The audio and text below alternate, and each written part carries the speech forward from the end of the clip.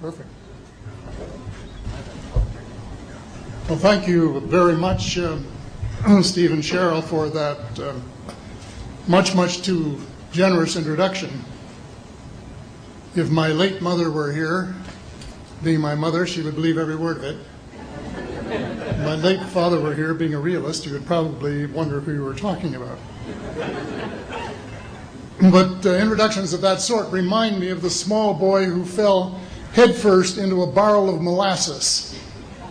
And when they pulled him out, he licked some of the molasses from his face and said, "Lord, make my tongue adequate to this occasion." Well, actually, this is not my night for humor, and I'm not a match for either Stephen or George. So I'm not even going to try to be funny. Except my first line, and that's after this wonderful banquet, I think that I have exceeded the feed limit. Bad humor, you better believe it. I wish that I were in a mood for good humor, but I'm not.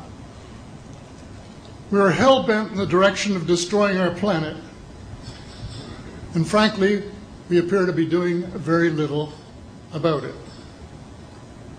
Decades ago, visitors from other planets warned us about where we were headed and offered to help. But instead, we, or at least some of us, interpreted their visits as a threat and decided to shoot first and ask questions after. The inevitable result was that some of our planes were lost, but how many were due to retaliation and how many were as a result of our own stupidity is a moot point. Wilbert Smith, one of the first Canadians to take an active interest in the subject of UFOs, asked the visitors about the accidental destruction of our aircraft by flying into the vicinity of a flying saucer. The response, and this is Wilbur's words, "We were informed that although a few of our aircraft had come to an unfortunate end by what they considered the colossal stupidity of our pilots, they were now taking corrective measures to avoid our aircraft."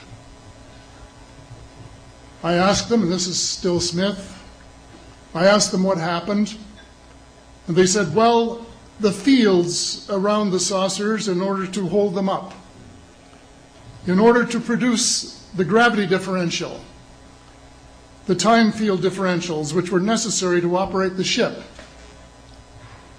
These sometimes produced field combinations which reduced the strength of materials to the point where they were no longer strong enough to carry the loads that the materials were expected to carry. Now, as we know, aircraft, particularly the military type, are built with a rather small factor of safety. And in these regions of reduced binding, the materials are no longer strong enough to carry the load, and the craft simply comes apart. And when I read that, I was reminded of the late, great soprano Lily Pons, who used to smash crystal goblets with her high C. She would direct the sound at them, and something in the sound waves would change the structure of the glass, and it would fly apart. Well, this didn't satisfy our military chiefs, who must have thought that it was more important to secure American nuclear superiority, even though using it would result in the annihilation of us all, than to take the hint and start moving the planet back from the brink of global disaster.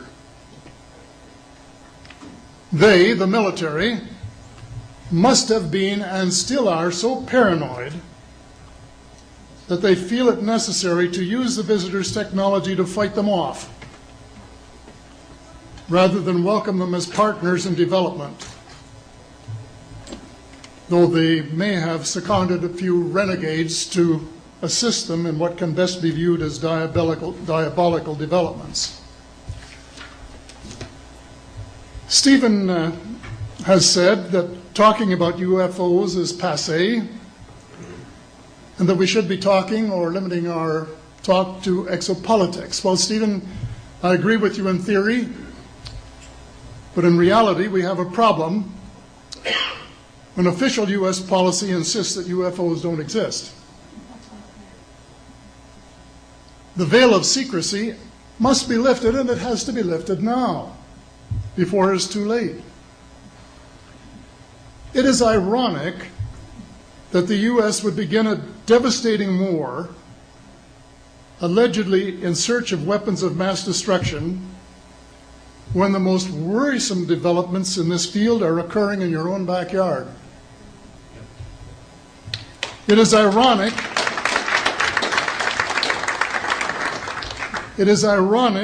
that the U.S. should be fighting monstrously expensive wars in Iraq and Afghanistan, allegedly to bring democracy to those two countries, when it itself can no longer legitimately claim to be called a democracy, when trillions, and I mean thousands of billions of dollars, have been spent on projects about which both the Congress and the Commander-in-Chief have been kept deliberately in the dark.